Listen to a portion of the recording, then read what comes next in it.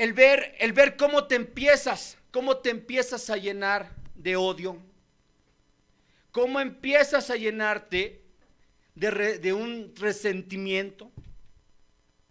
No quieres saber de la sociedad. No me toca, a mí no me gustaba saber nada de la sociedad. Como que era el niño apartado, el niño aislado. Camino sobre la vida, veo a mis hermanos, veo mi familia, veo la pobreza que en esos años embargaba. Y dentro de mí había algo. Yo quería un cambio, yo quería salir adelante. Yo no quería estudiar, yo lo que quería era trabajar, tenía la edad de 6, 7 años. O sea, yo pensaba ya que no, que la vida tenía que ser diferente. Pero me estaba marcando en ese momento. Yo no sé para qué, en ese momento yo no entendía que me estaba preparando para algo.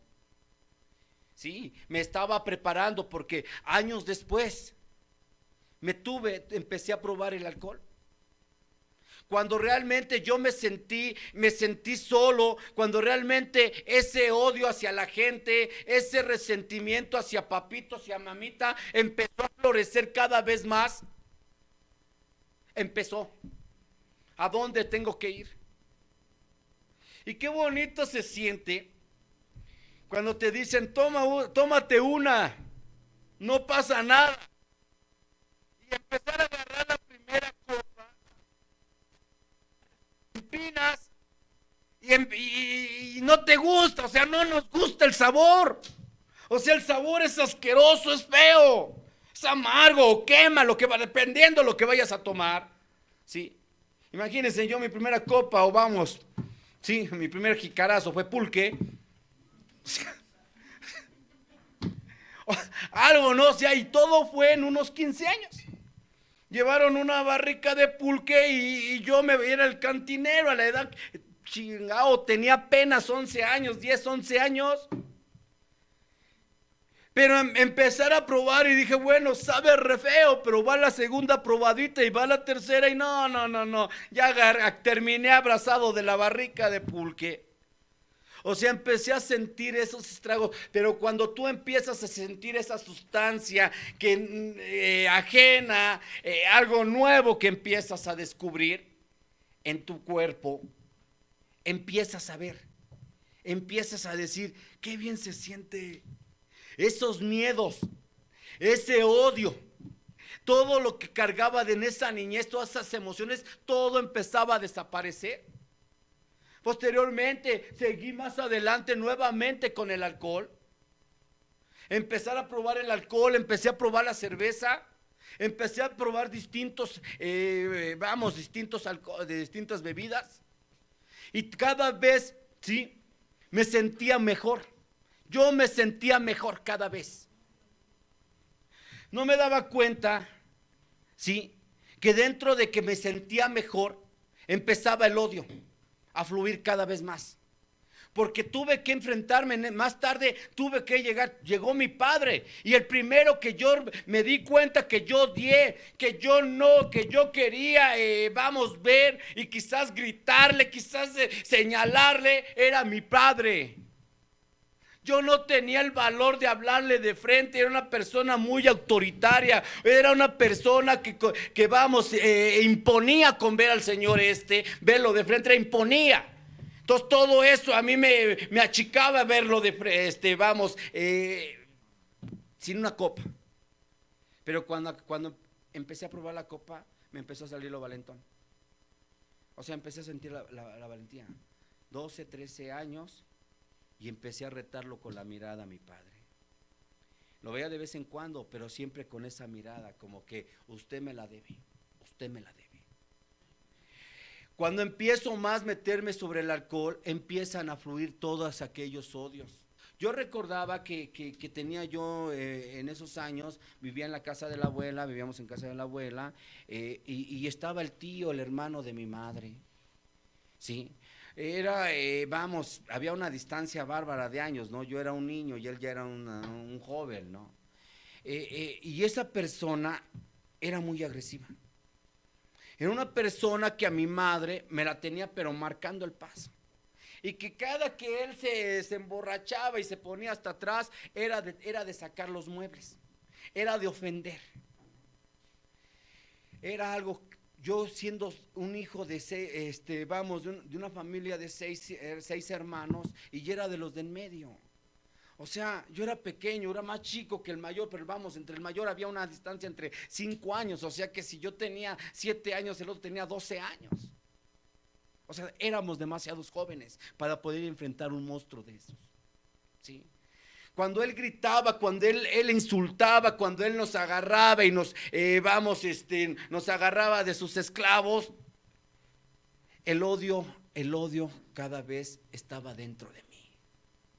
Era un odio hacia él, un desquite que decía, algún día creceré, y al primero que me las va a pagar es este individuo. Lleno de miedo, yo veía cómo corría mi madre. Lleno de miedo, yo veía cómo golpeaba a mi madre. Y decía, y así quería que que el alma no se enfermara. Empecé a caminar, pero creciendo con eso, ¿sí? Creciendo con todo el odio de alrededor de cuando me ven ya alcoholizado, los vecinos, empieza el señalamiento. Nos empiezan a señalar, mira, eso seguro, era seguro que estos niños iban para borrachos, iban para rateros, iban para todo. O sea, todos los vecinos nos empezaron a señalar. Pues aún ese odio, ese veneno, todavía yo lo seguía tomando, todavía seguía creciendo dentro de mí. Y acrementando, y agarrando más fuerza con el alcohol. Empezar a caminar, empezar a sentir la soledad. ¿Y qué es lo que hace una persona? Pues siempre buscas una compañía. Lógico, estás muy joven, aún todavía no se sienten los estragos de lo que es el alcoholismo. O sea, tienes la fuerza para poder tomar hoy y levantarte por la mañana sin sentir nada. A mí no me hacen las crudas, porque todos decimos eso. A mí no me hacen las crudas. Como que yo me entablo, como que yo puedo tomar toda la noche y no pasa nada. Pensate, yo me sentía diferente. O sea, yo me sentía que yo era el único que podía aguantar mucho tomando. ¿Pero por qué? Porque la carrocería es nueva, porque el motor es nuevo. Tengo que caminar y encontrar, ¿sí?, a la noviecita.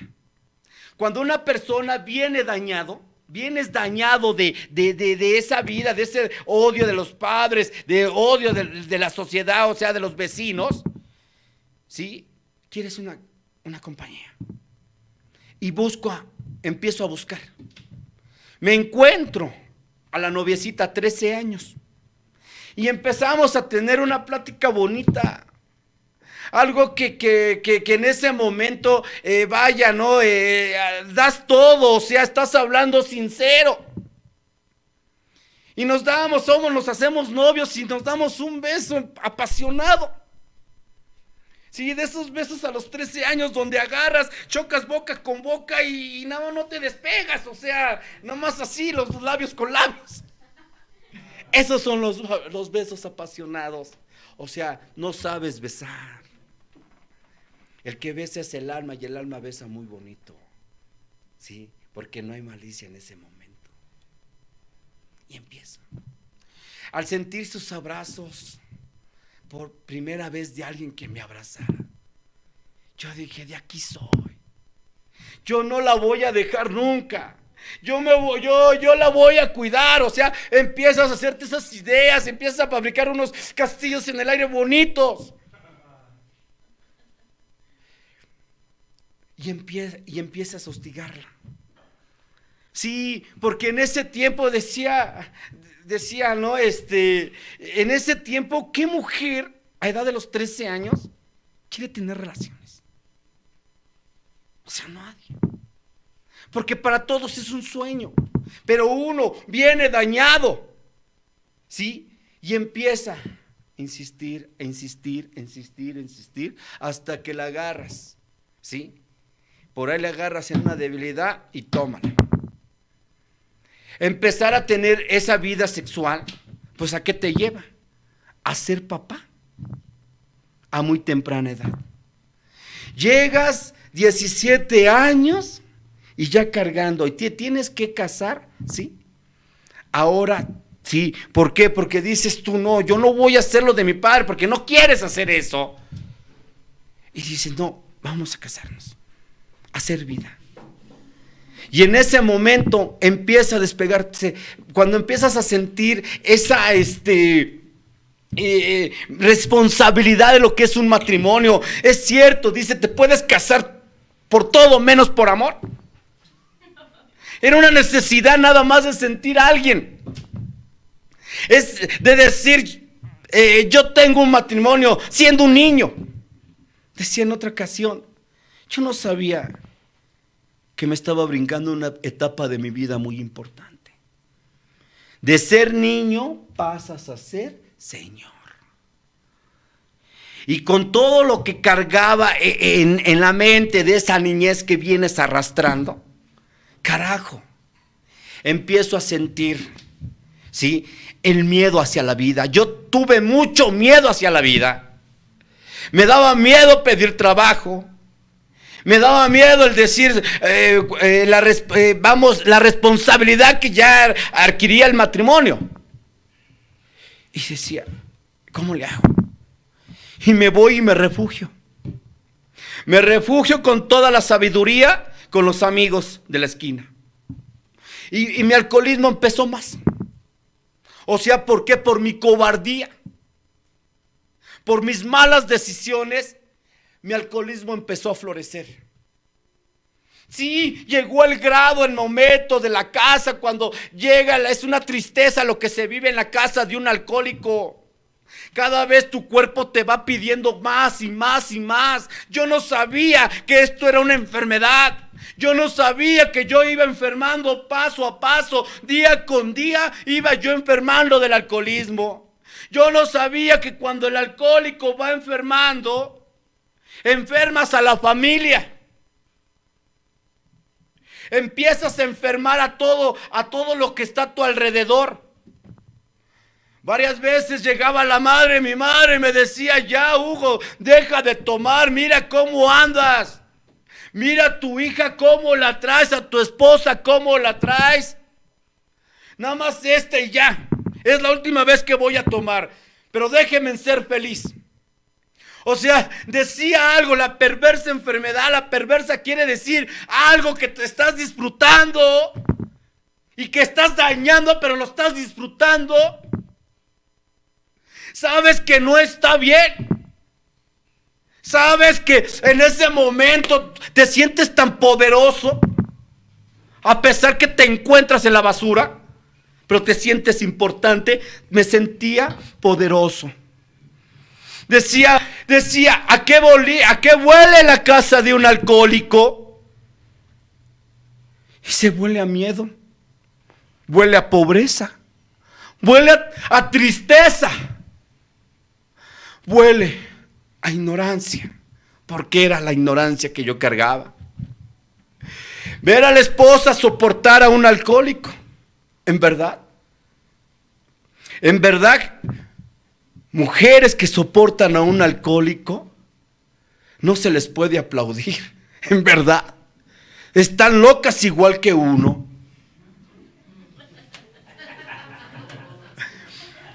Tiene que soportar la esposa, porque quiere todo, quiere salvar su matrimonio. Y empieza, porque no puedo hablar de infidelidad, porque no hay infidelidad en esos años, porque no hay dinero, porque en esos momentos te interesa más estar en el alcoholismo, meterte al alcoholismo, oílo bien, que andar, ¿sí? Andar de infiel. Es más, ni te pelan. Al menos a mí no me pelaba, tal vez por feo y jodido, imagínense. Empiezo a vivir esa vida, a brincarme la etapa de la vida. Yo veía a la esposa, tenía ilusiones ella. Tenía ilusiones de salvar su matrimonio. Tenía esas ilusiones, ¿sí? De que algún día iba a cambiar.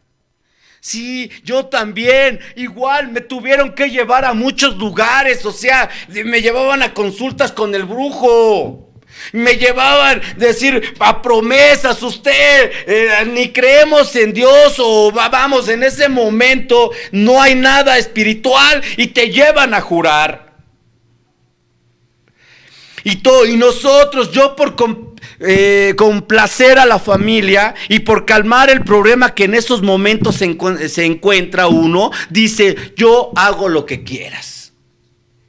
Pero dentro de uno sabemos bien que siempre hay una reserva, y mientras que esa reserva no se saque, siempre continuaremos en el alcohol. Sí. La pobreza cada vez era más y cada vez era más la loquera. A mí no me interesaba ya trabajar. O yo trabajaba, y cuando la mente empieza a enfermar, cuando empiezas a enfermar más, ganas un dinero, 200 pesos y decías 100 para la casa, y lo primero que haces son los otros 100 porque me lo merezco, porque trabajé mucho y esto es pa'l pomo. O sea, empiezas a pensar de esa forma, ya todo relacionas el alcoholismo. Lo relacionas en tu vida tanto. Sí, eso me llevó a la destrucción total de lo que viene siendo el matrimonio. La esposa tuvo que partir y decir, ay, quédate. Y empezar a sentir nuevamente la soledad, porque el alcohólico es miedoso. Porque nosotros somos miedosos, somos habladores. Y vete, yo puedo solo, y qué bueno que te vas, y ahora sí todo va a ser para mí, y voy a tener mi libertad. Pero eso lo decimos borrachos, pero ya cuando estamos secos, vieja, ¿dónde estás? Regresa. Por mis hijos, ¿cómo van a andar sin padre? O sea, chantajista. Bien dicen que somos los maestros de la falacia y la mentira. Y voy y le ruego, me le hinco, y no accede. Me pone la condición de llegar a AA. Llego a un grupo de Alcohólicos Anónimos. Decía 21 años y yo pisando un AA. Cuando llego a ese lugar, empiezo a ver todo, o sea, empiezo a ver el trabajo. Me dan la bienvenida y párate y aplaude y aplaudía. O sea, yo no sabía que en ese momento, ¿sí? ¿Qué paso estaba yo dando en ese lugar? ¿Qué era el cambio que me requería para yo pertenecer a ese lugar? No lo sabía. Yo nada más quería dejar de tomar. Bueno, simplemente por el matrimonio, por recuperar. Pero realmente no había, dentro de mí siempre había esa reserva de que un ratito nada más, como que dice lo que decimos, descansamos el hígado y me aliviano y me voy. Sí, así era mi mente. Logré que la mujer regresara. Estuve un poco más de días y les dije, gracias, ya me dieron la perla. Solo por hoy no me de llevar esa copa. Llegar con la esposa, no, es que ¿sabes qué? Hablan re feo, son bien groseros. No, eso no es para mí. Es más, ya hay pura gente grande. Yo todavía no, como que yo todavía puedo solo. O sea, yo empiezo a comprar esa. O sea, de que yo sí podía navegar en este lugar solo. A pesar que escuchaba toda la terapia que se escucha en un AA. Nadie ha podido llevársela solo. Siempre necesitamos esa ayuda. No, todo eso se me borraba. Y empecé a faltar a mis juntas. De que hoy sí voy, mañana no voy. Sin saber, ¿sí? Lo que me esperaba. Porque las recaídas son peores. Empecé a sentir esa recaída nuevamente porque al poco tiempo me vi otra vez con la botella en la mano y empezar a sentir. Agarrado del poste en la calle nuevamente, la familia otra vez con esa preocupación. Les había durado el gusto muy pocos, un par de meses. Y nuevamente, ya convencido, tengo que llegar nuevamente a un AA. Nuevamente llego y es donde se me dice, ya ponte a trabajar. Ya debes de empezar a trabajar dentro de lo que es una agrupación.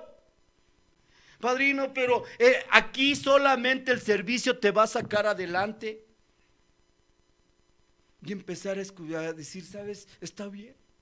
¿Qué servicio? El que sea, Hugo, el que sea, agarra un servicio. Es lo único que te puede sostener a ti.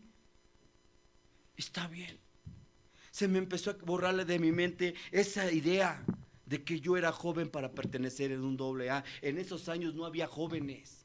No había jóvenes. De plano necesitabas haber tocado, decir, entrar muy a fondo, tocar la puerta y salirte. ¿Qué quiere decir tocar el fondo de sufrimiento para poderse quedar en este lugar? No se podía vivir, no podíamos entenderlo. Y digo, tengo que vivirla. Tener que agarrar un servicio en mi grupo y empezar a escuchar la terapia. Decía, yo vine por alcoholismo y empiezan a sacarme los 7 defectos. Ahora resulta que soy lujurioso. Ahora resulta que soy orgulloso. Ahora resulta que tengo la gula y estoy re flaco. Ahora resulta, o sea, para todo rebuznaba. Pero en el cuarto paso nos dice, ¿no? Estos instintos fueron dotados para la supervivencia del hombre. No lo podía entender, no lo podía entender. Y tal vez a lo mejor de eso me agarraba un poco, pero tenía que ver, tenía que trabajarlos. En ese momento decía, bueno, pues voy a empezar a trabajar sobre mis defectos, ¿Y cuáles fueron mis defectos? ¿Cuál era el que tenía yo más disparado? ¿Sí? Era el orgullo, era la ira, era la gula, era la lujuria. Pues ¿cuál lujuria? Pues si no tenía. O sea, hablaba, ¿cuál gula? Y decía, mira, cabrón, es que aquí, Hugo, debes de entender qué es la gula. Muchas veces la disfrazamos, o sea, pensamos que la gula nada más es aquella persona que come. Pero sí, también como le entras al cigarro y empezar a ver, no, sí. Empezar a trabajar los defectos y los defectos cada vez, conocerlos un poco más, es conocerse a sí mismo. Lo que yo no me he dado cuenta, que mi alma venía enferma emocional. Mi alma venía enferma del odio, del resentimiento. Que mi alma no podía estar tranquila porque siempre estaba generando. Yo siempre generaba hacia la familia. Mi padre fue el culpable de esto. Mi madre también. Mis hermanos. Ahora ya empezaba a gritar sin alcohol en una tribuna. Ya me empezaban a enseñar a hablar. Ya me empezaban a decir cómo estaba la onda, cómo tenía que sanar. A través de los defectos. Decía, no soy tan defectuoso yo. Yo simplemente digo, lujuria, nunca no le he sido infiel a mi esposa. La gula, estoy flaco. Orgullo, la avaricia, pues ¿cuál avaricia? Empezar a ver esa parte que yo no tenía esos defectos. Pero bien dice, cuando tú llegas a este lugar y empiezas a aprender a vivir, te encuentras con un chingo de enfermedades. Decían los padrinos, no tienes problemas, no, pues ven, aquí te los vamos a hacer. Y efectivamente, ahí me los hicieron. Empezar a ver cómo se dan las cosas, porque se dan bonito. Dice, cuando tú eres obediente dentro de este lugar, pues todo se empieza a dar. Los hijos empezaron a crecer, ¿sí? Empezó a llegar las partes materiales. Ya había casa, a poco tiempo ya había casa. ¿Sí? Ya vestía, ya había comida en esa casa. Pero aguas. Decía, allí es donde empieza la aventura, el caminar de un alcohólico cuando no se lleva lo que nos pide el programa. Una persona que no lleva este programa como es, tiene a caer. Y empecé a caer. Empecé a sentirme, decir, carajo, a flotar por encima de los demás. Pero los primeros que pagaron los platos fue mi familia. Empezó la infidelidad, ahora ya tenía con qué, por la parte material. Y decía, pues un cachito, total, no se va a notar. ¿Qué puede pasar? Si yo he visto alcohólicos que se abordan una tribuna y los he escuchado y hablan bonito y se ve que se la llevan bien con su familia y ya andan en otros lados, ¿por qué yo no ser uno de ellos? Empezar a ver sobre la avaricia.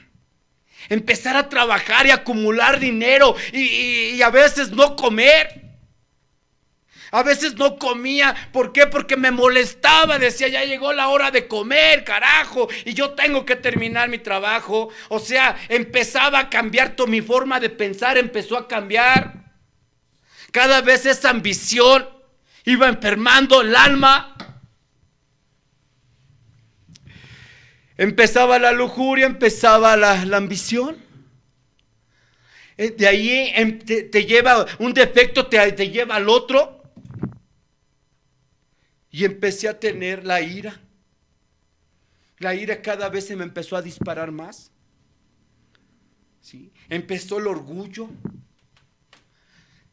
Empezar a ver cómo empiezas en este lugar. Si no trabajas, cómo empiezas a flotar, empiezas a ver a todos por abajo del hombro. Y todo eso te empiezas a caer sin darte cuenta, cada vez vas enfermando más. Sin darme cuenta, me voy enfermando cada vez más y más. Sí, es triste llegar a tu casa sabiendo que estás en un lugar cuando antes te recibían de aplausos, de qué bueno que ya llegaste, viejo, qué bueno, ¿quieres de comer? Que papá, y mira cómo me fue a la escuela y ahora ya empezaba a cambiar. ¿Por qué? Por mis ambiciones, por mi forma de conducirme. Ya no había esa armonía dentro de ese hogar. Se veía contenta la esposa. Pero cuando ya se empieza a dar cuenta de ciertas cosas, empieza a volteármela. Lógico, no hay mujer tonta. No hay mujer que no se dé cuenta que su marido anda de infiel. A veces nos creemos tan astutos nosotros. Pero hasta con el simple hecho de que cambies de calcetines, con eso se dan cuenta que ya no andas en buenos pasos, cabrón. Lógico, están acostumbradas a ver cómo caminas y de repente te desvías. Yo empecé a ver esa parte. Todo lo que cuando tú te conduces mal dentro de este lugar, todo el resultado será en tu hogar. Decía el padrino, sí, tú podrás hablar como perico, pero le preguntaremos a tus hijos y a tu esposa. Y el circo de los payasos se vino abajo. Y efectivamente yo decía, no, tú calla. Los alcohólicos tienen que darse cuenta, que no se den cuenta, que vean que en nosotros hay pura felicidad. Cuando en esos momentos sabes bien que ya dentro de tu hogar, dice, no te das cuenta en qué momento metiste. ¿Sí? Decía el demonio de la separación. El convivir en una cama con tu esposa donde no te habla, donde te da la espalda. Y empiezas todo justificas. ¿No me entiende? ¿Que no se da cuenta que trabajo mucho? Ella no me valora. O sea, empiezas a justificarte. Y la esposa, lógico, a la esposa la empiezas a meter en una depresión. Por eso decía, el alcohólico, qué bueno que él cayera. Pero no, dañamos mucho. Tú piensas que los hijos no se dan cuenta. ¿Cuál es tu comportamiento? Tú piensas que tus hijos, en el momento que tú estás discutiendo, que el ver sus caras, que ellos siempre voltean a ver al uno al otro y que todo lo están absorbiendo, que no te das cuenta que con tus palabras, dice, las palabras de un alcohólico dañan demasiado. Cuando un alcohólico abre la boca, daña lo más profundo, hasta lo más profundo del alma. Vas matando el alma, vas enfermando, matando el alma de tu compañera. Pero sí, todo el mundo está mal, menos tú. Todo el mundo, a todos ves mal, menos tú. Yo decía, no, es que yo dejé de tomar. Yo soy un ejemplo de la AA. Y era una gran mentira. Era una gran mentira. Posteriormente, todo eso me lleva a cometer, cada vez meterme más profundo, por lógico, el poder, empiezo a tener ese poder y cada vez empiezo a alejarme más, a enfermar más el alma. Sí. Empezar a sentir cuando tú ya no sientes ese amor por nada. Yo decía, sí, caminé demasiado. Yo caminé demasiado en busca del tesoro, en busca del pesebre chingao. Atropellé a quien estaba en mi camino. Decía por ahí, dice uno de los pasos, que no nos interesa. Quien se nos atraviese, pasamos por encima de ellos por conseguir nuestro objetivo. Y así fue.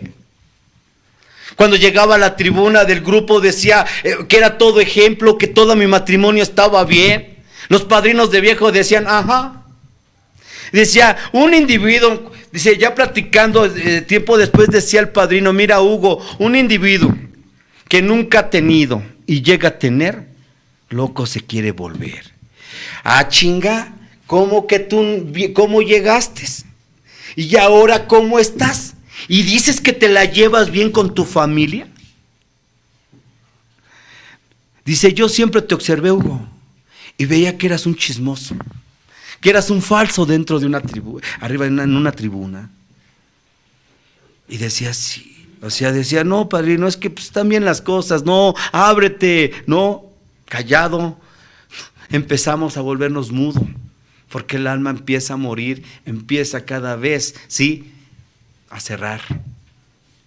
Sí, recordaba aquella situación, ¿por qué te casaste a una edad?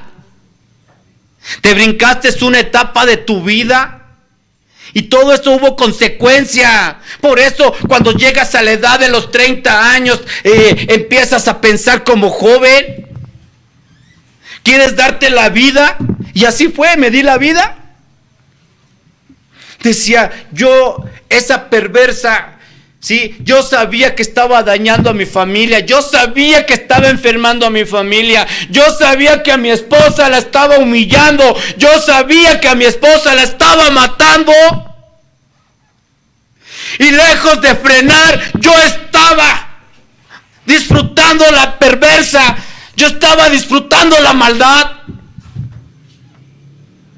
Yo sabía que ese acercamiento con mis hijos cada vez iba perdiendo más, pero que no había ese arrepentimiento, porque quería seguir disfrutando, que decía, yo me lo merezco. ¿Por qué? Porque soy joven, porque nunca lo tuve, yo hoy lo tengo. Sin darme cuenta que cada vez iba alejándose más mi familia de mí. Cuando empiezas a vivir esa vida enmascarada dentro del AA, no te llenan los compartimientos, ya no te llena estar en una agrupación. Y cuando se está hablando de infidelidad, dices, cállate, güey, a mí no me va a pasar. Yo sí puedo sostener a mi familia, a mi esposa, a mis hijos y al amante y la amante del amante. Yo sí puedo. Yo sí lo acepto. O sea, entra un autoengaño en uno. O sea, piensas que sí puedes. Y ahí empieza seguir. Tú sigues experimentando. Dice que el hombre inteligente entiende a través de las experiencias compartidas. Y el hombre tonto entiende ¿sí? Con las experiencias vividas. ¿Y cuál eras? Tenía que yo vivir esas experiencias. A ver, ¿hacia dónde voy? Empezar a sentir cómo empiezo a enfermar cada vez más. ¿Cómo empiezo a enfermar? ¿Sí? La avaricia me ganó. Yo cambié por la avaricia, yo cambié mi salud. Por la avaricia tuve que caerme del trabajo, me lastimé y tuve que caer al hospital. Y cuando el doctor me dice serás operado, la columna está dañada. Y decía, ¿de qué me sirvió haber trabajado tanto? ¿De qué me sirvió quedarme noche y día trabajando, fines de semana, sacrificar a la familia, sacrificar doble A por la ambición? Ahora la operación te sale en tanto. Y veía lo que había juntado, dije, hasta salgo debiendo. La ambición me ganaba. Y decía, no puedo hacer nada más, deme una sobadita, voy con el juecero y quedo. Porque eres tacaño hasta para tu salud, cabrón. Porque te duele el codo, te duele gastar. Y decía, no, ¿cuál operación? Mejor vamos con la huesera. Empiezas a pensar eso. Te empiezas, decía, eres tan pobre que lo único que tienes es dinero, porque no vas ni al pinche dentista, sabes que tienes que atenderte la boca y no lo haces porque te duele gastar en ese dentista. Yo recuerdo que la esposa embarazada decía, mira, el doctor de aquí me cobra 100 pesos la consulta y el de acá me cobra 500. No, pues vamos al de 100. Y al de 100 llegaba, la dejaban esperando 4 horas y nada más llegaba, le decían, tomes esto y órale, vamos a volar de aquí. Y ahí están los 100. Y el de a 500 no, mucha atención. A ver, ¿qué síntomas tiene? ¿Dónde dio la patadita? Mire aquí, ¿por qué la mirada así? Se siente cansada. O sea, era la calidad ahí en ese momento, pero te duele el pinche codo sabiendo que es para tu familia y sobre todo lo que trae dentro esa mujer. O sea, era una ambicioso. Dolía el codo.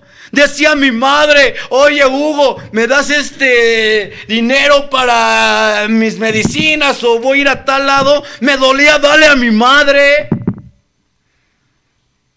O sea, empieza cada vez ese pinche defecto, cada vez empieza a fluir más. A la familia le invitabas quesadillas y sopes. Pero cuando andabas de pata de perro, hasta bits, restaurantes, te bajabas bien caballeroso y abrías la puerta del carro. Pásale, mi reina.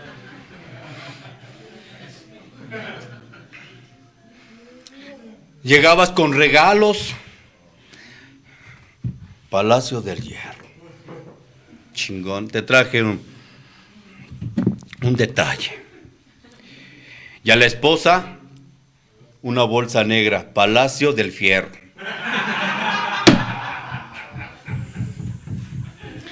Peripulgas. O sea, así de tacaño, así de ambicioso. A veces decía, carajo, me tengo que esconder para que no me vea mi madre y me tenga que pedir dinero. O sea, ¿te duele darle a tu madre? ¿Te duele darle a tus hijos?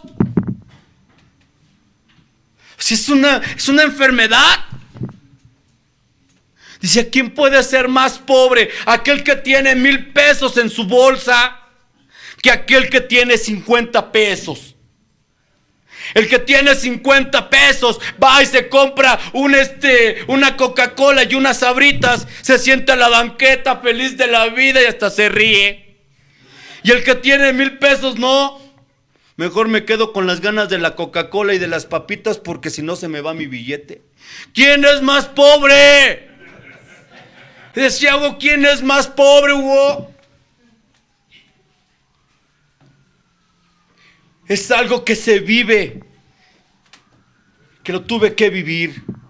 Cuando llega el momento de decir, no me voy a operar. ¿Duele? Yo me voy a acostumbrar al dolor. O sea, clásico, alcohólico, tacaño, desafiante. Y digo, yo me voy a acostumbrar al dolor, no me voy a operar. Y a lo mejor, por pinche tacaño. Y sigo mi vida. Empecé a ver la lujuria, cómo le pegaba al alma. Sí, ya no cuando entra la lujuria decía, yo presumía de ser una persona lujuriosa. Yo pensé que yo no tenía llenadero. Yo decía que era algo que disfrutaba andar aquí, de allá y de allá para acá. Cuando realmente no sabes de lo que andas buscando. Cuando realmente, inconscientemente, sabes que necesitas una caricia. Porque una persona que tuvo mucho rechazo en la niñez necesita la caricia de perro. Y yo por eso andaba buscando la aceptación y comprando amigos para que dijeran qué inteligente eres. Me gustaría ser como tú que no toma. Sí, mira, carajo, tienes familia y tienes el poder. Y bien crecidote, sí, solamente yo. Esa parte de empezar a confundir. El llegar a la casa y presumir de la lujuria. Cuando realmente en la casa no había relaciones ya. Ya no se disfrutan las relaciones. ¿Quién va a disfrutar una relación después de una jornada de lucha, de ofensas hacia la esposa, de ofenderla, sabiendo que andas de pata de perro, que andas de infiel? ¿Cómo va a disfrutar una relación? Y le decía, eres frígida. Pues sí, hoy entiendo que la frigidez yo mismo se la desarrollé a la esposa. Porque una de las etapas de la frigidez es cuando la mujer trae un odio hacia su pareja, un resentimiento de decir, hijo de tal por cual te odio. Y cuando te dicen te odio, no me toques ya. De seguro anda con otro, hijo. Por eso me trata así. Andas con otro. Alguien por ahí. No. Es algo que tú mismo, esa enfermedad, tú hiciste que se desarrollara.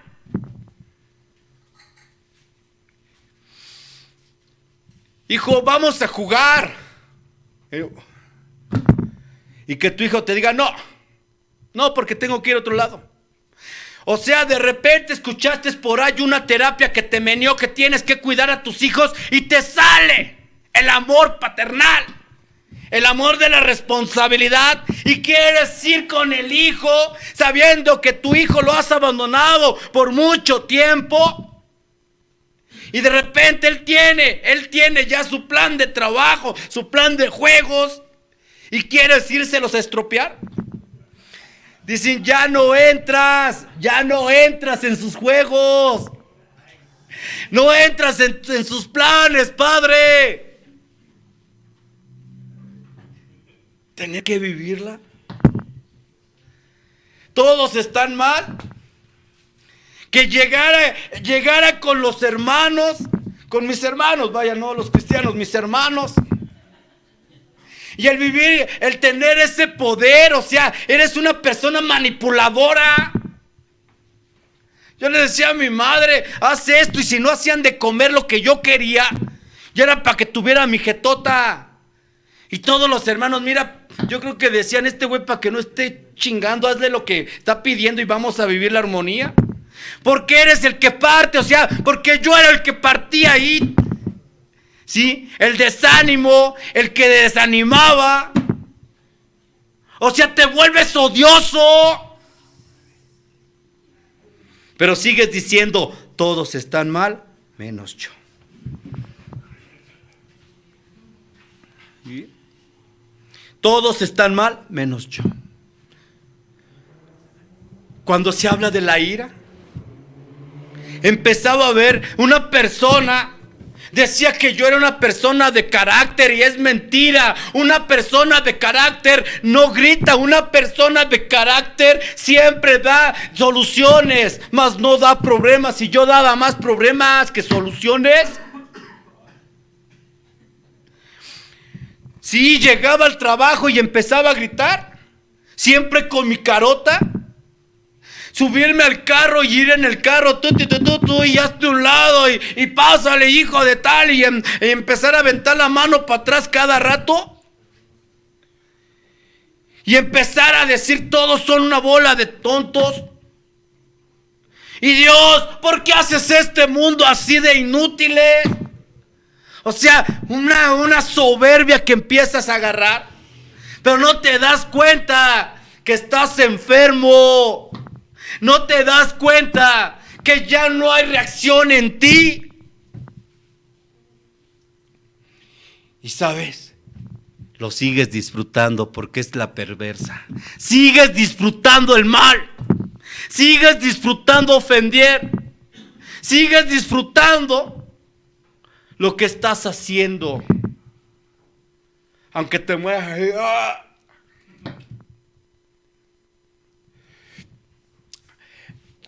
Esa parte la tuve que vivir. Cómo se desprendieron, cómo esos defectos de carácter empezaron cada vez a subir más. Y cuando los defectos empiezan a subir más, el orgullo, la ira, la avaricia, la gula, la pereza, ¿sí? Cuando los 7 pecados empiezan a subir, ¿sí? Empiezan a dispararse, el alma se empieza a achicar, achicar, achicar, achicar. Es triste no tener sentimientos. Es triste no saber llorar. ¿Cuántos años llevas y no has derramado una lágrima?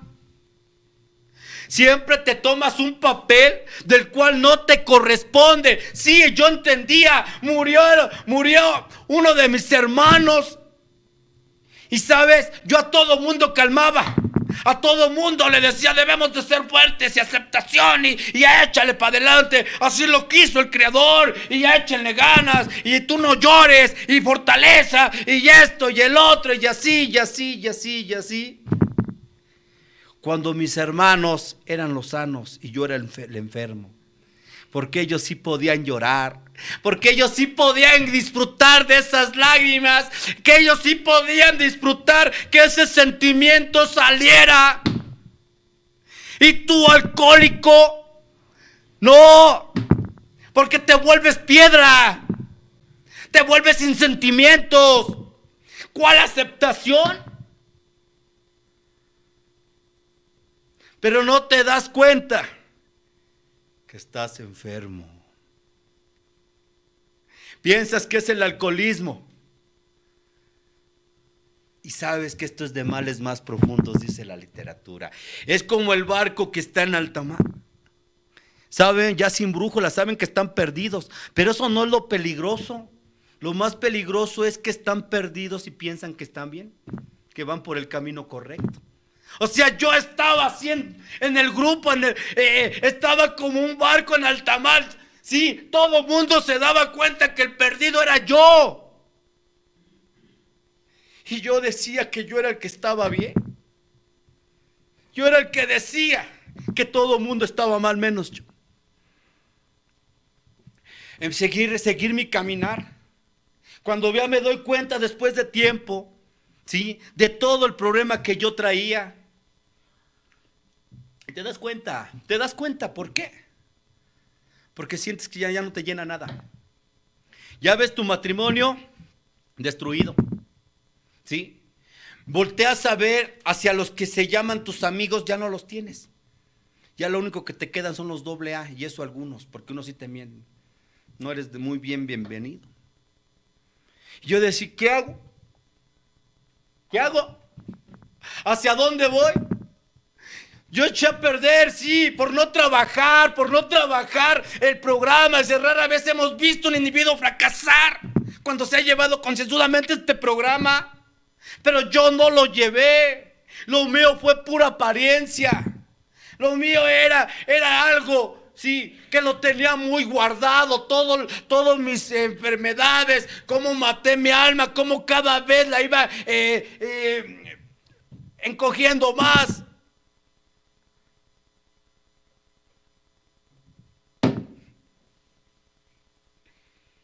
Y no sentir.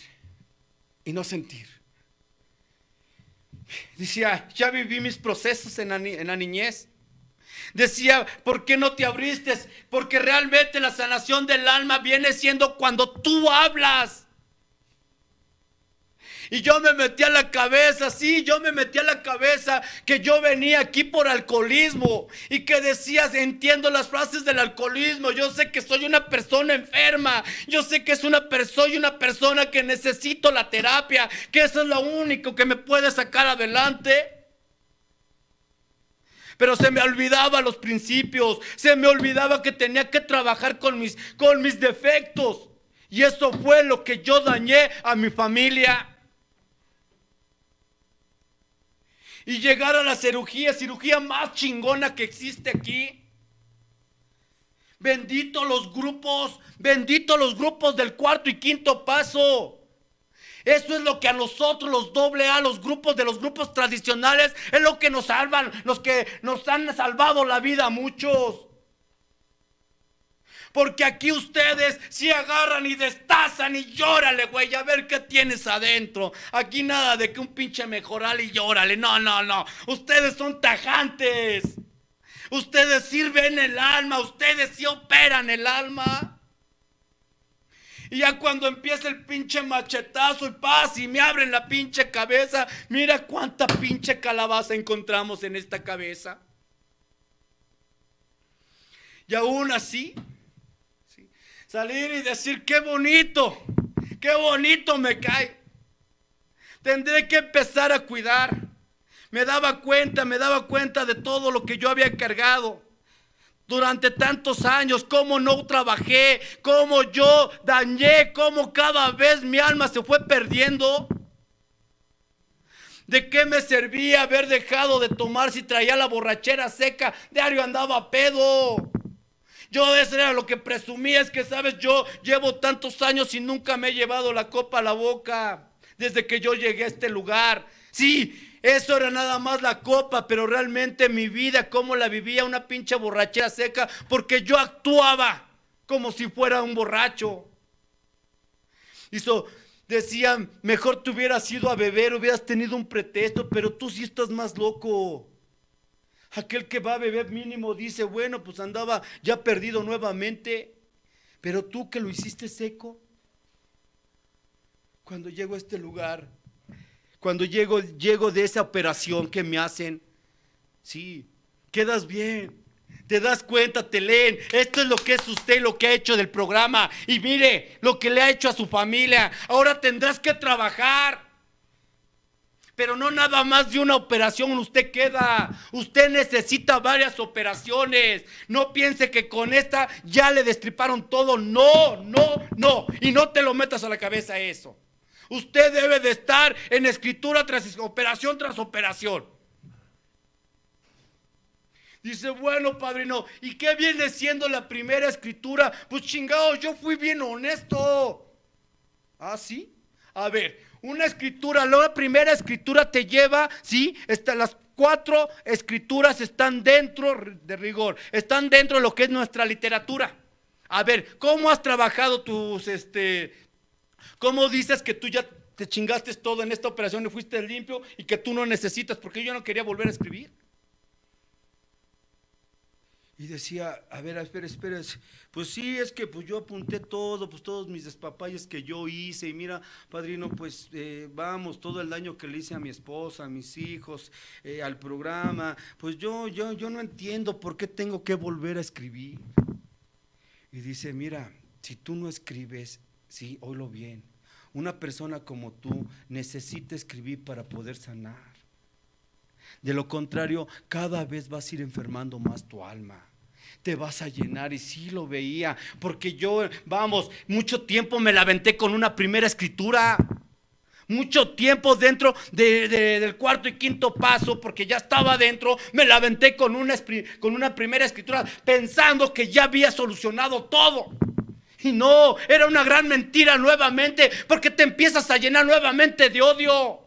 Ahora ya atacaste a la familia, al grupo de donde vienes. Ahora empezaba los cuarto y quinto paso. Empezar a ver a criticar al compañero, empezar a criticar a los coordinadores, empezar a criticar, sí, a los padrinos, a todos.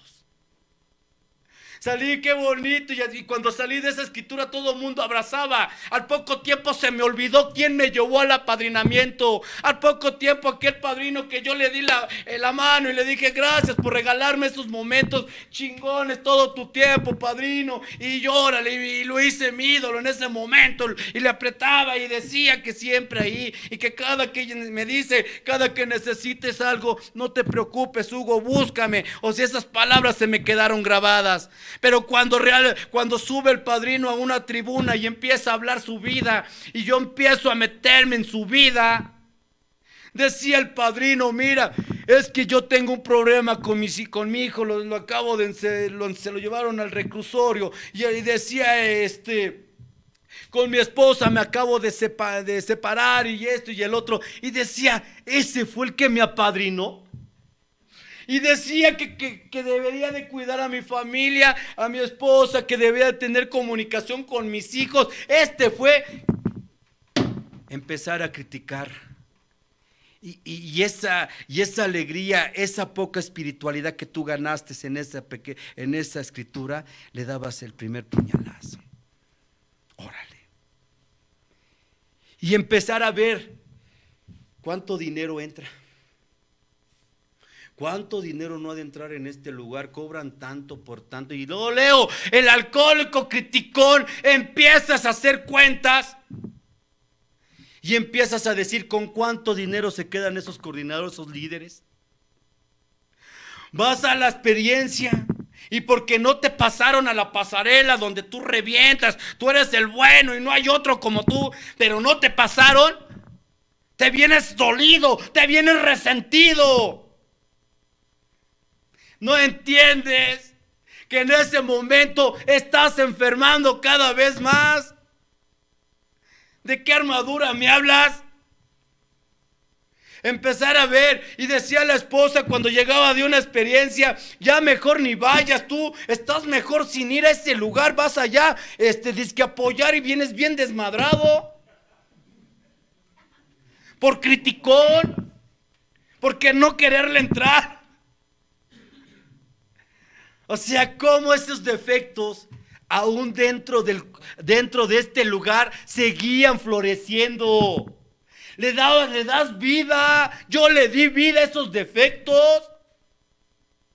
Y agarro y dije, no, yo me quedo en Cercos porque la madrina que está dando Cercos está bien guapa. ¿Y le entendiste? Sí.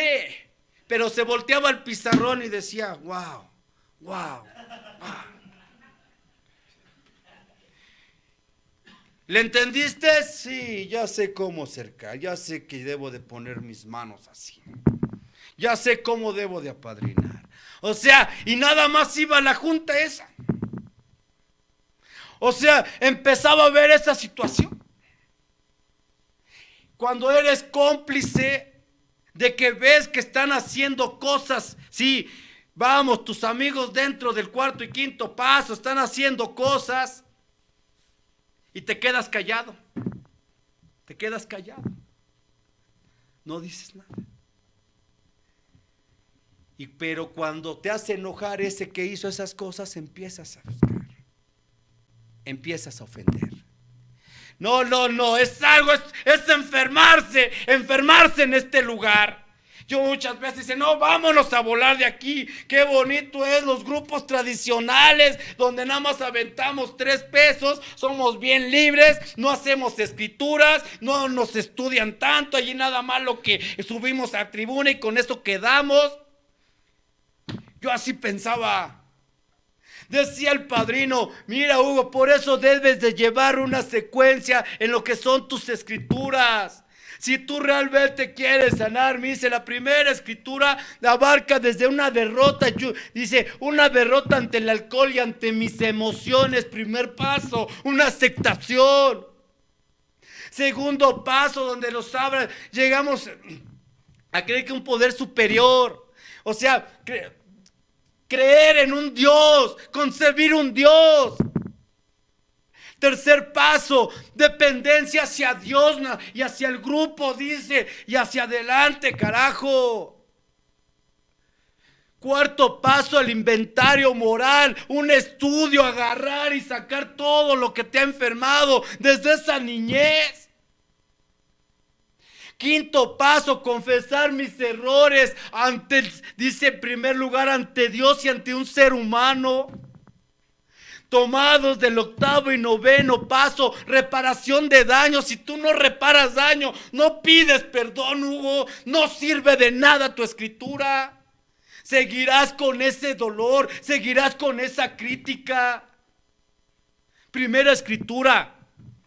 Dice, bueno, ¿y qué es lo que voy a encontrar en una segunda? En una segunda trabajarás sobre los defectos de carácter.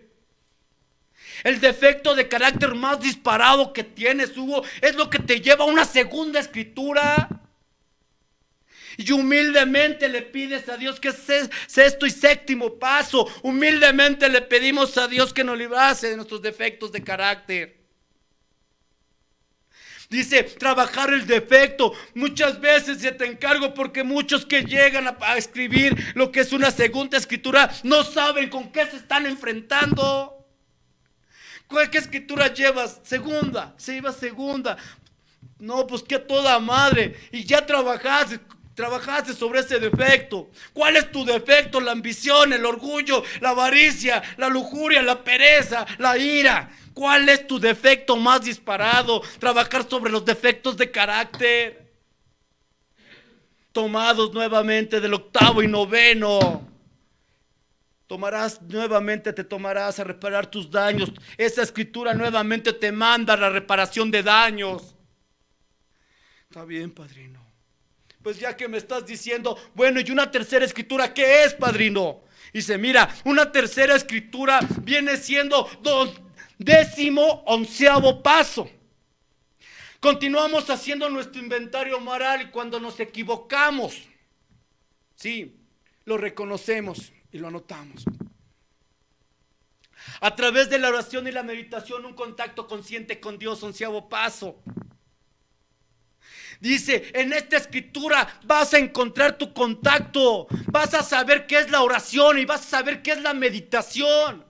Tendrás, por eso es espiritual, muy espiritual esta, porque tendrás tu contacto de frente con el Creador, con tu poder superior. ¿Cómo? Sí, entenderás qué es la oración y qué es la meditación. Bueno, pues dímelo, ¿no?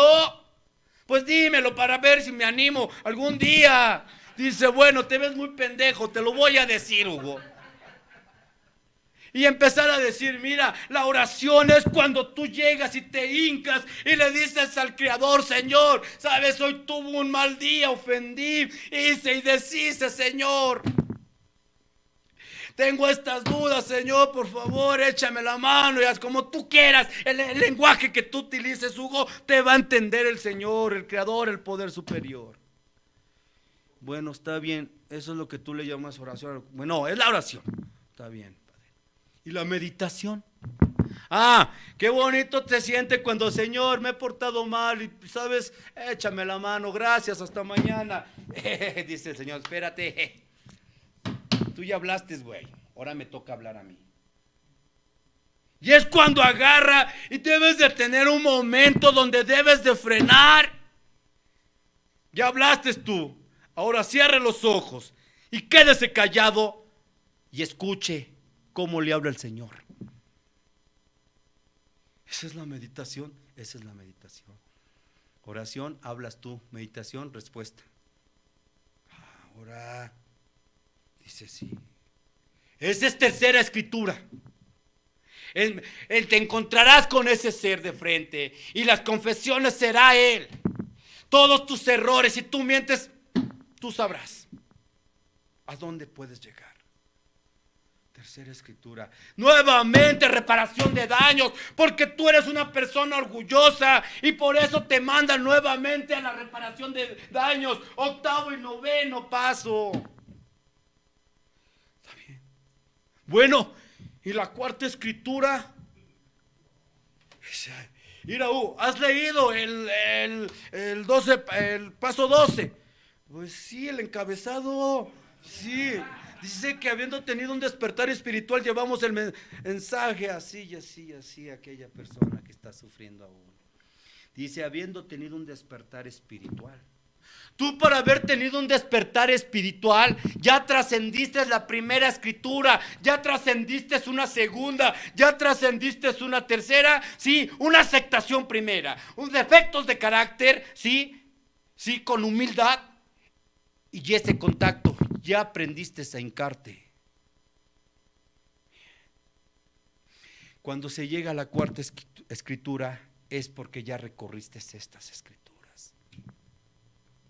Y que entonces es un recorrido, un recordatorio a todo lo que está, a todas tus escrituras que fueron. Ahí te darás cuenta si realmente perdonaste, te darás cuenta cuánto has trascendido. Por eso no escribas a lo pendejo, Hugo. Cada escritura tiene un sentido. Entonces eso es la cuarta escritura. Es el cierre de todo lo que viene siendo nuestros 12 pasos. Es el cierre de todos. Tamare, yo nunca lo había visto así. Muchos años viendo esta cosa y agarrándome de ahí. Y nunca lo había visto de esta forma. Pues sí. Dice el que tenga ojos que vea, el que tenga oídos que escuche. Usted siempre ha estado ciego, güey. Crueles, son crueles. En verdad, no se compadecen estos doble A, esos cuarto y quinto paso ya. Y tener que ver esa forma, empezar a entender. Sí, que tuve que ir a una segunda escritura y empezar a trabajar todavía hace daño, porque todavía había trascendido la primera, segunda, tercera operación, cuarta operación, y sabes, seguía odiando a mi padre, no perdoné a mi hermano. Me decía, la sanación del alma viene siendo a través del perdón. Si tú todavía no perdonas, oílo bien, no hay sanación. Seguirás vegetando en un doble A, nada más. Y me daba cuenta que no había trascendido esa parte, que yo a mi padre, sí, cuando falleció, ni una lágrima, porque no había sentimiento. Porque no había, no fluía nada y simplemente decía, yo te perdono, yo te perdoné y ya no hay ningún problema. Pero dentro de mi ser, dentro de mí, no, había un niño lastimado. Había un niño que se quedó con ese dolor de la separación. Cosa que yo no le había hablado en una escritura. Cosa que fueron cosas que se quedaron, que porque ya me creía el mayor, que como yo voy a seguir odiando después de tanto tiempo, sigo odiando a papito, con que sigo odiando a mamita, pues ¿de qué se trata? No, ¿qué van a decir de mí? Y tenerme que encontrar era algo que no te deja trascender. Yo también no aceptaba que era una persona rechazada desde niño, que yo fui un niño que me rechazaron mucho y eso lo grabé mucho. Que todas mis escrituras, en varias escrituras fui caminando y no hablé del rechazo. Es donde me encuentro aún que era verdad lo que me había dicho aquel padrino. Presumías de lujuria y buscabas la aceptación nada más. Una lujuria, recordáis, una lujuria es cuando ya no se mide extremos, ya ves mucha pornografía, ya no te importa cómo meterte, ya no te importa con quién, hombre o mujer, da lo mismo. Lo hacías, pues no, dice ahí que no, pues nada que se jacte, ¿no? Y decía, sí, esa es la lujuria, ¿y a poco lo hacías tú con las mujeres que decías? Muchas veces se terminaba y ya esté para allá. Como que fue mi conquista. Y seguía mi caminar y fue mi conquista y fue mi conquista. Sí, más bien buscabas la palmadita. Me daba cuenta que todavía ese rechazo seguía dentro de mí, que no se había trabajado ese rechazo. Me daba cuenta también que yo no perdoné a mi hermano el mayor, que muchos años yo fui el parteaguas de mi familia, que peleé con mi hermano el mayor y que muchos años pasamos peleados, que navidades había reuniones en la familia, en casa de mi madre y había ese de que tú estés para allá y yo de este lado. Esa parte yo no la había trabajado. Yo no había trabajado ese perdón. Decía mi madre en esos tiempos, yo llegaba y le decía, va a estar tu hijo aquí. Sí, va a llegar hoy. ¿Sabes que no lo quiero ver? Y como yo era el poderoso en ese momento, mi madre me decía, cálmate, ¿no ves que es mi hijo? Pues es su hijo, no es hijo mío. Y todo fue por un dinero. Me llené de odio. Dice, resentimientos, veneno puro para el alma. El odio, veneno puro para el alma. Y recordaba que era esa parte, ¿no? O sea, cómo no la había trascendido.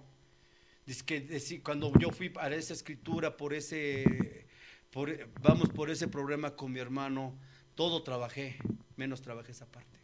De todo hablé, menos esa parte. Nomás cuando me preguntaron, ¿cómo vas con tu hermano? Ya lo perdoné. Porque en ese momento estaba la parte espiritual. Pero me olvidé de trabajar ese odio que había, ese sentimiento.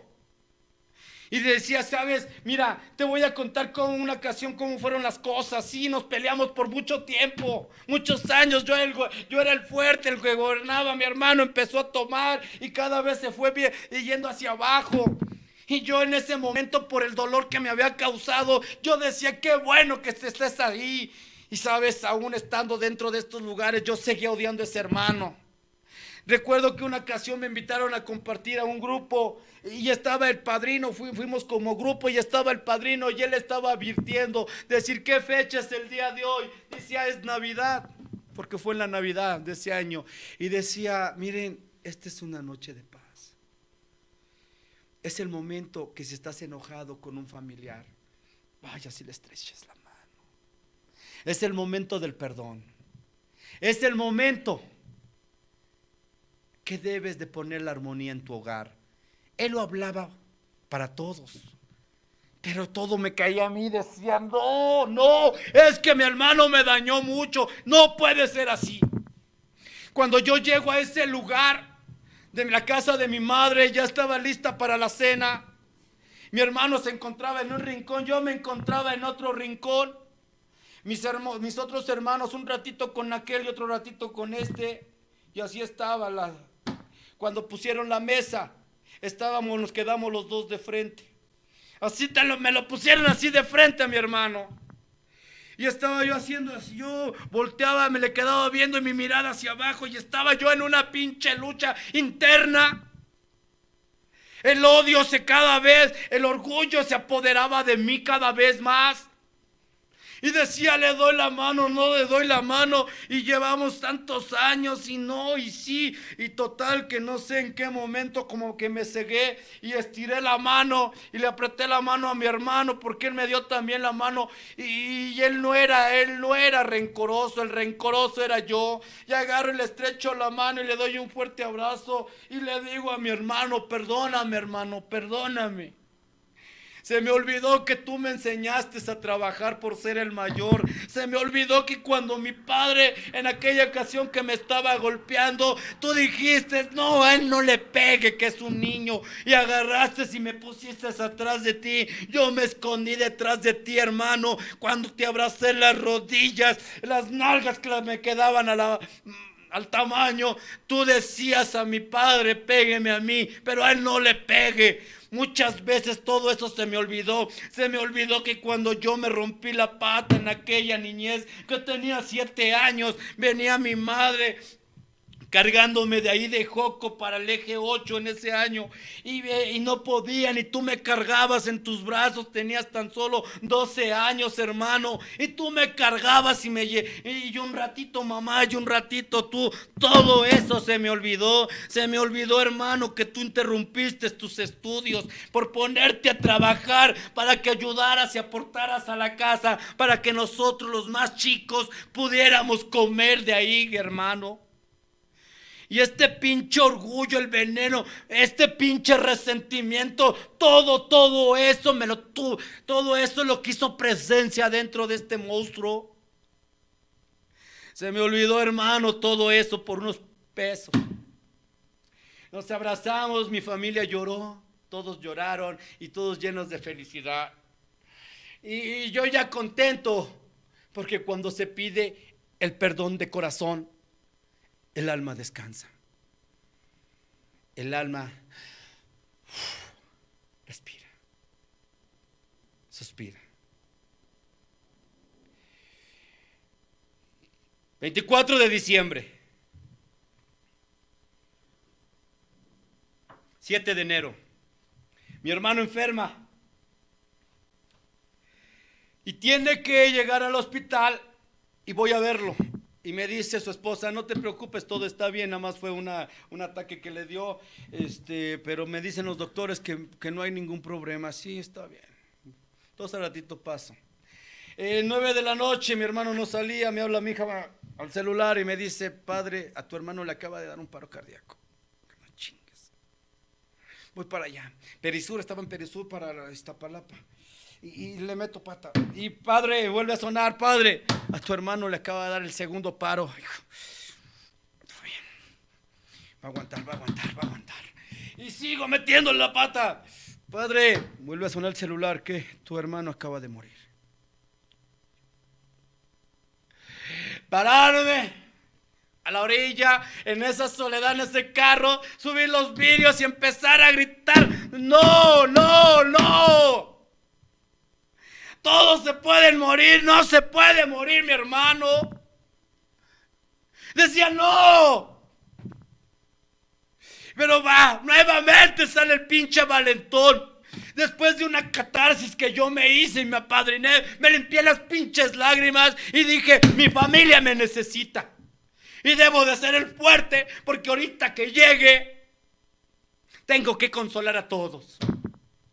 Y llego, el alma destrozada, y a mi madre me la tienen en un carro, en una camionetita, en la parte de atrás con la puerta abierta fuera del hospital, toda la familia reunida ya, porque todos estaban ellos cerca.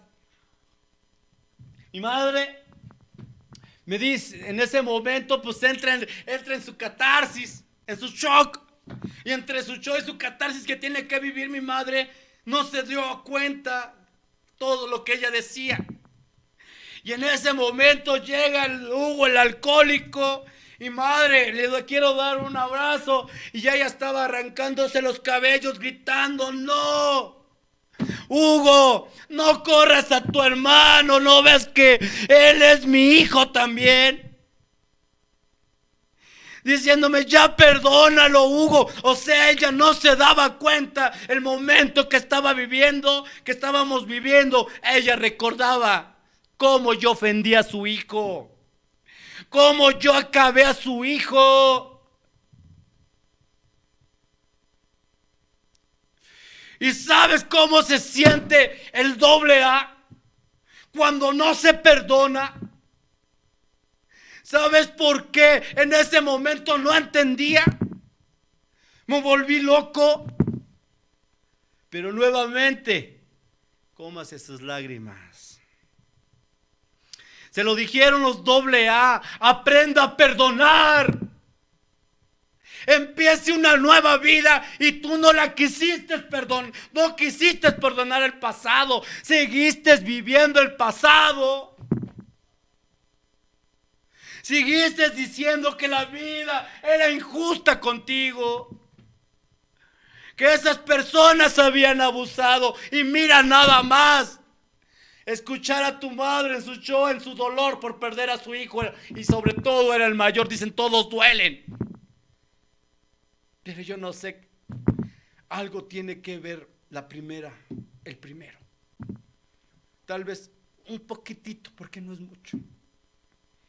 Y gritando, Hugo, no corras a tu hermano.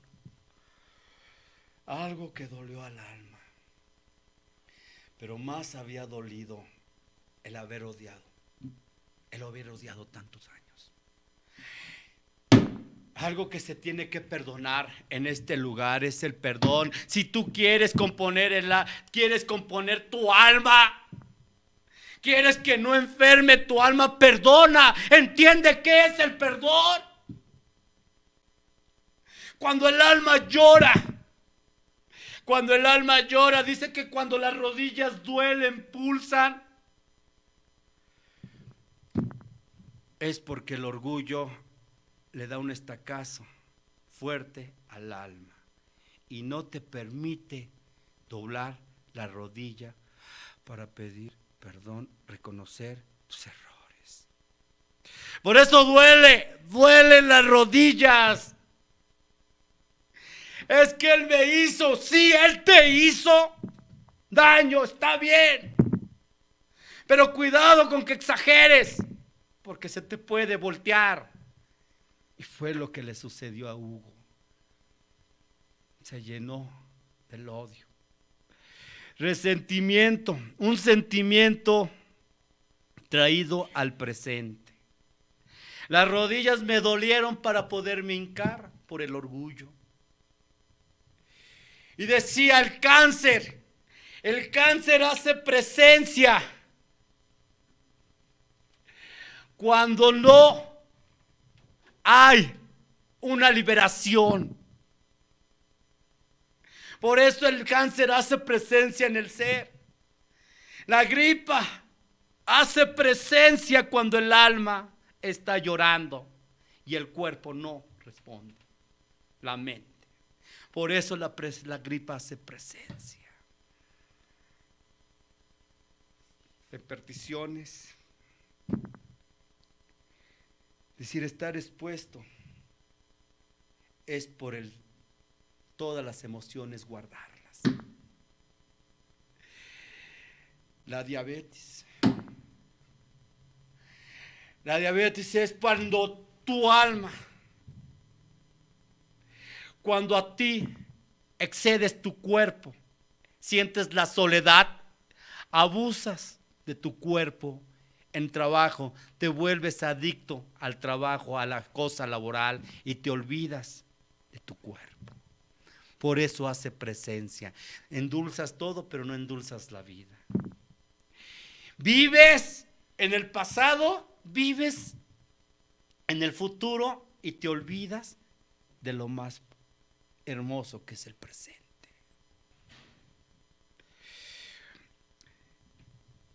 El perdón entra, dice, yo perdono pero no olvido. No, así no es. Esta es una parábola, no sé cómo la entiendas, de un individuo que se roba unos tenis y llega al reclusorio. Después de 5 años, le dice el juez, mira, la sociedad hoy, en esta fecha, quedas en libertad. La sociedad te ha perdonado. Aquí está tu boleta de libertad. Y dice, no, a mí no me puedes decir que la mentada sociedad me perdonó. Porque si me hubiera perdonado, no me hubiera chingado los 5 años aquí. Yo le pagué mi falta. Se la pagué a la sociedad. Deme mi boleta y me voy. Pues efectivamente, el perdón tenía que llegar antes, no después. Para que se entienda, es como aquel que invitas a tu casa y le muestras el plato favorito que te dejó tu mamá de herencia y X. Y de pura descuido, de un descuido, lo toca y lo cae y pum, se rompe. Y tú dices, no, ¿qué hiciste? Hasta que no me lo pagues te perdono. No. Si tú vas a perdonar, no tienes por qué exigir el pago de ese mentado plato. En ese momento se tiene que perdonar. Es como aquel ejemplo también. Sucedió de una persona que nunca había sido infiel y lo fue. Y tuvo la desgracia de que le cayeron. La esposa en su orgullo, montada en su dignidad, le dice: ¿sabes? Yo no te voy a perdonar esto. Y si voy a seguir contigo, oílo bien, voy a seguir contigo por mis hijos. Y la mujer no se cansó de hacer ridiculizarlo en las fiestas, en las reuniones. Para todos, él. Y él se sentía mal, él ya mejor se orillaba, ya esta persona ya mejor dormía aparte, sabía y reconocía su falta.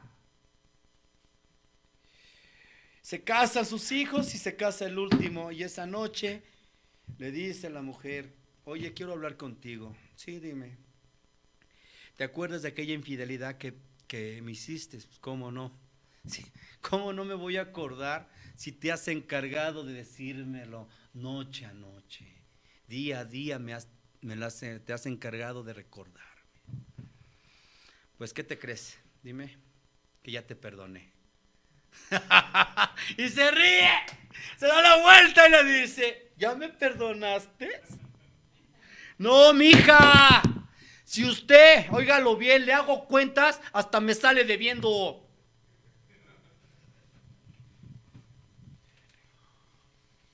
El perdón llega al momento. Por eso las escrituras no son nada más porque se les ocurrieron a los dobles hacerlas así. No, todos llevan un mensaje. La sanación del alma viene siendo la oración. ¿Cómo puedes sanar tu alma después de que haya caído tan cruel, tan bajo? Es ayudando al prójimo. Ahora sanar el alma, ayuda al prójimo. Ya no robes, ya no envidies, ya no critiques a tus compañeros de trabajo, no critiques a tus compañeros de grupo. Si alguien por ahí lo ves que anda haciendo cosas indebidas, mejor bendícelo. No hagas de esto, no señales, porque aquella persona que señala en este caminar, tarde o temprano terminarás haciendo lo peor en este lugar. Y te acordarás cómo señalaste. No enfermes tu alma. Reconocer, sí, hasta dónde te ha llevado esta enfermedad. Si realmente estás viviendo una situación difícil en tu matrimonio, en tu hogar con tus hijos, acércate a ellos. O sea, el perdón siempre por delante. Dios, tu poder superior se manifestará y te pondrá las palabras que debes de utilizar. No vivas vidas ajenas. No vivas la vida de tus hijos, porque el vivir la vida de los hijos acaban con uno. Dicen egoísta y personal: para estar bien la familia tengo que estar bien yo. No digas: hoy por ser aniversario tengo que venir a este lugar. No, tu obligación es cuidar este gran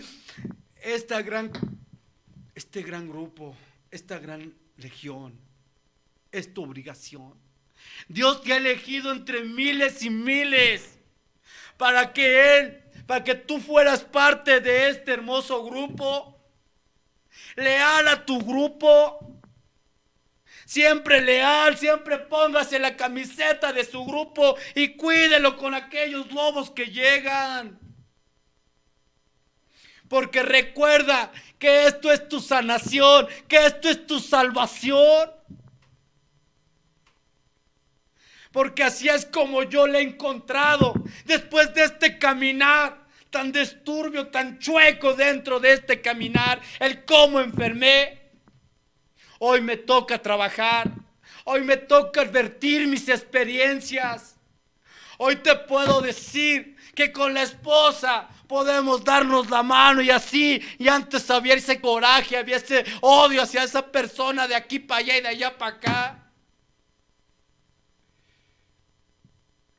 Pero eso es gracias a la agrupación. Decía, ama y cuida tu grupo. Yo de antemano, padrinos, de antemano les agradezco que me hayan invitado. Yo no sé si era lo que querían escuchar, pero es lo que hoy de todo corazón te regalo. Te lo regalo de todo corazón. Si estás enojado con algún familiar, perdona. Esa de perder a un hermano, no sabes, se siente un dolor tan grande. Puede ser papá, puede ser mamá, puede ser quienes sea. Siempre dar esa mano. No te enfermes, porque no nada más esas palabras que dicen veneno puro para el alma, se dicen por decirlas en la hacienda. No, es veneno puro para el alma, resentimiento. La magia del perdón. Perdona. Muchísimas gracias y muchas felicidades y me puse bien. Gracias, mis padrinos, muchísimas gracias. Gracias, mis padrinos.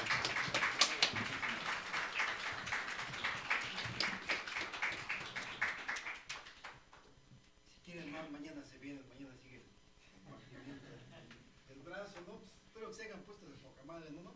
También en especial ojalá se vayan de la chingada para que mañana regresen nuevamente ustedes otro, ¿no?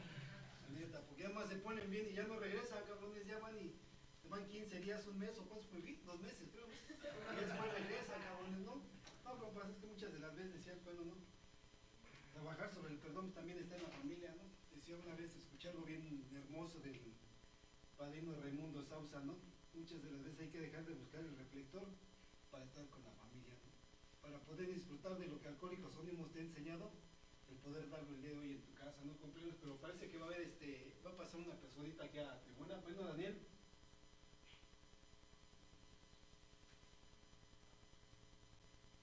El padrino Arturo, adelante, Arturito.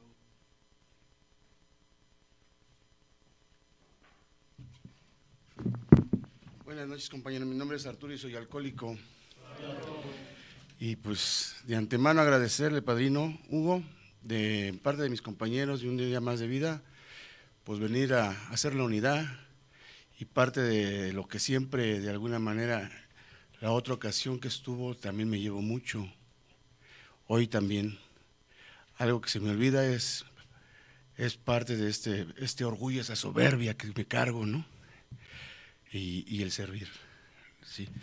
Pues de antemano gracias y este presente para usted.